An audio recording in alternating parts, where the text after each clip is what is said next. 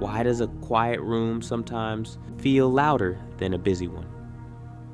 If you have ever been surrounded by silence and suddenly noticed your mind getting loud, you are not alone.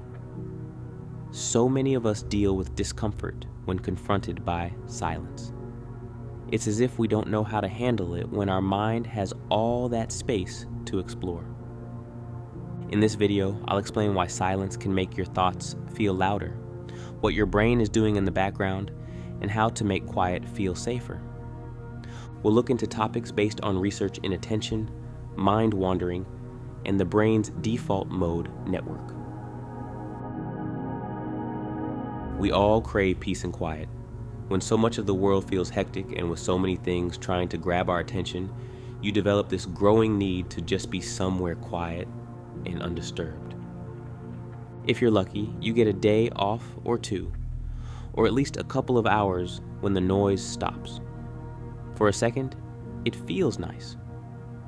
But then your mind starts acting up. You start going over a conversation from earlier, or you recall something you forgot to do. There's a lingering worry that you had tucked away and is now coming back.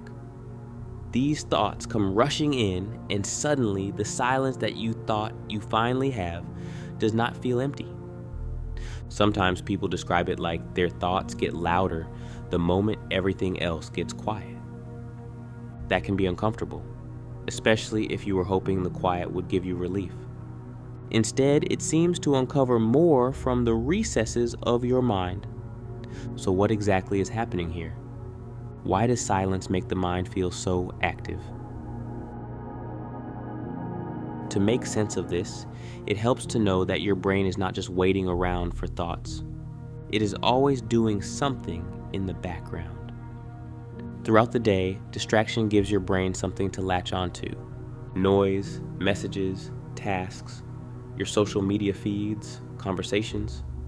Just constant input that takes most of your attention and your brain power. That much external activity keeps a lot of your attention pointed outward. But when the world gets quiet, that outward pull fades, and this is when the brain naturally shifts inward.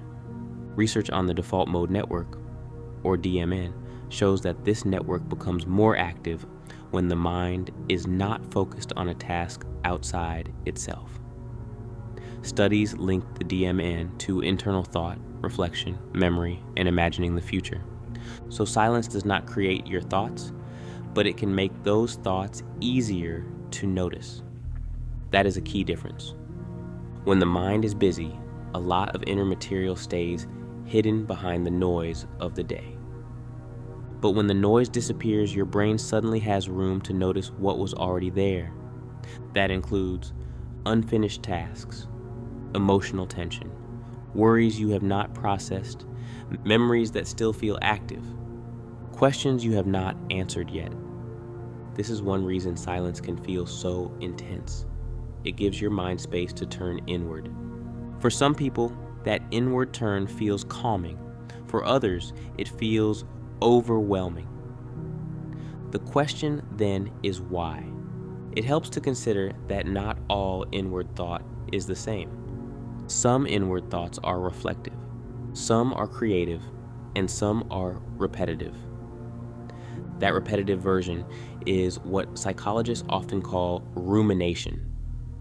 Rumination is repetitive, self-focused thinking that often keeps attention on distress without moving toward resolution. In other words, the mind keeps circling the same material. Silence can make that easier to notice. When there are fewer external distractions, internal thoughts can become more noticeable. So whatever has been lingering beneath the surface comes forward. This is not to say that silence is bad. It just tells us that silence reduces distraction enough for your internal state to become more visible to you. Stress also plays a factor. Research on allostatic load shows that repeated stress contributes to wear and tear on the body and brain over time. When your nervous system has been under strain for a long time, it may stay more alert even when the environment becomes quiet. So if you are used to moving fast, staying busy, or staying mentally occupied, silence will feel unfamiliar. This is a case of your system not having fully learned how to settle into silence. That is why a quiet room can sometimes feel almost too loud. Of course, it's not louder in a physical sense.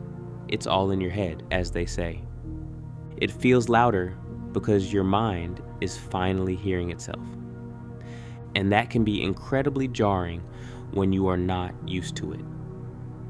Another reason why this happens is because distraction can act like a buffer.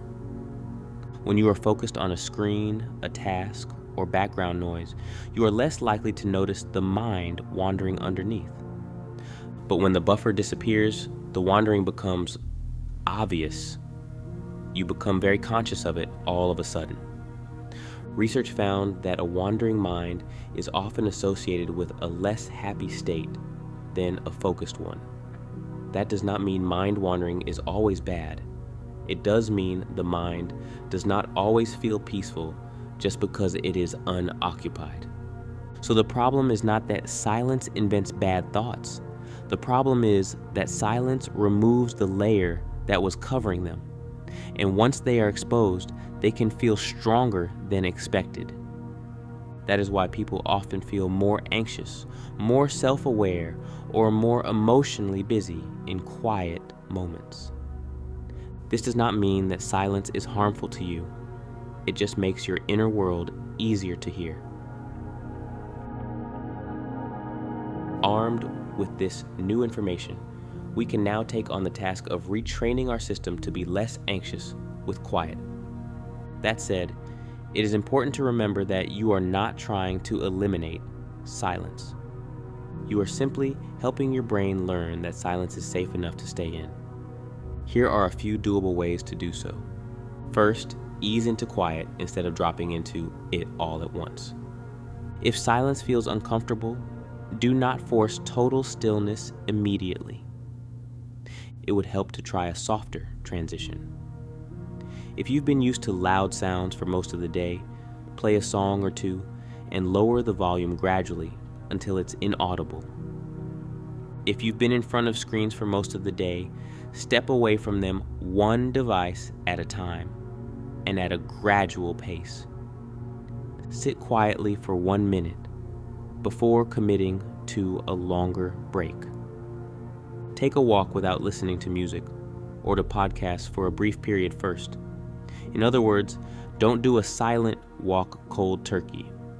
The basic principle is simple.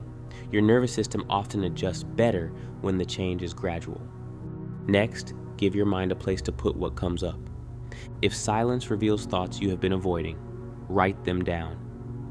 No need to resolve those thoughts at all. It's enough to move them out of your head and onto paper. That helps your brain feel less like it needs to keep holding everything at once. Third, do not treat every thought as a problem. When silence arrives, the brain often sends up random material to fixate on.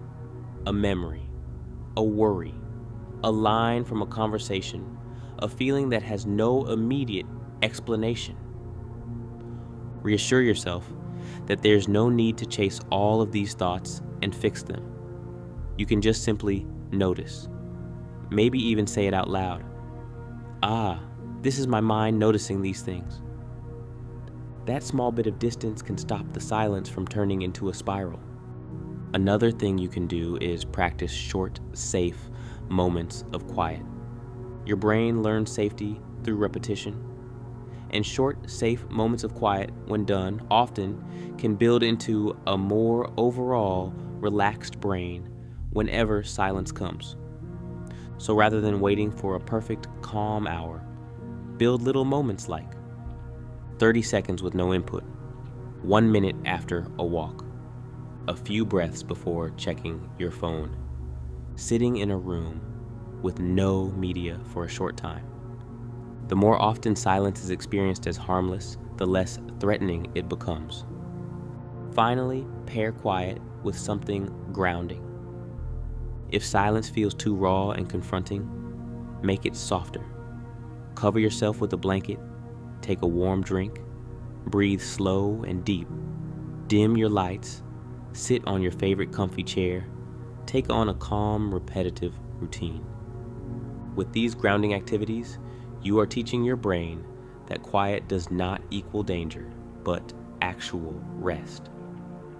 At the same time, if silence consistently feels unbearable or triggers intense distress, it may be worth talking to a professional to see if something more serious is going on. Remember this: if your mind feels loud when everything gets quiet, that does not mean something is wrong with you. It often means distraction was doing more work than you realized. Everyday noise was just hiding it all, and silence makes all these thoughts more audible. That feeling can be uncomfortable at first, but you'll also find it useful, because once you notice what appears in the quiet, you can respond to it more gently. You can slow down, write things down, ease into silence, and give your mind time to learn that quiet is not the same as danger.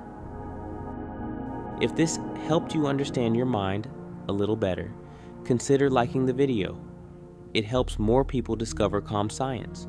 And if you enjoy calm, science-based explanations like this, subscribe for more. I'd also love to hear from you. What thoughts show up for you when everything gets quiet? And if you want to keep learning, check out the next video on your screen. Until then, be kind with your mind.